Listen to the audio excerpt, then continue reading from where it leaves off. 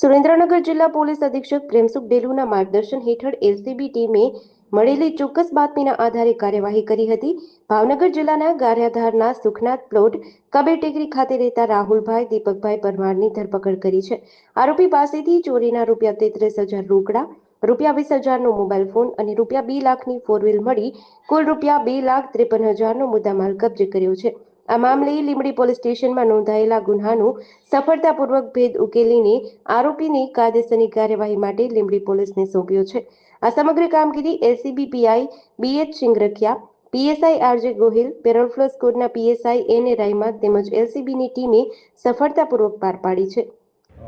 સુરેન્દ્રનગર જિલ્લામાં Limbdi police station ખાતે જે ગ્રીન ચોક આવેલું છે ત્યાંની એક કરિયાણાની દુકાનમાં એક ઈસમે કરિયાણાની દુકાનનો જે માલિક હતો તેની નજર ચૂકાવીને કેટલાક રોકડની રકમ તેના ડ્રોવરમાંથી લઈને ત્યાંથી નાસી ગયેલો હતો અને આ કારણોસર લીંબડી પોલીસ સ્ટેશન ખાતે ચોરીનો એક ગુનો દાખલ કરવામાં આવેલો હતો.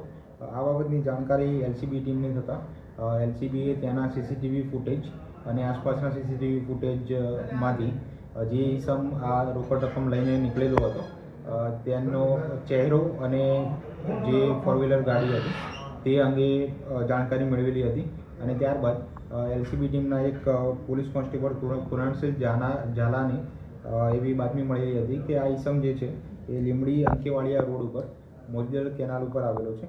આથી ત્યાંથી અટકાયત કરવામાં આવેલી હતી અને આગળની કાયદેસરની કાર્યવાહી હાથ ધરવામાં આવેલી છે.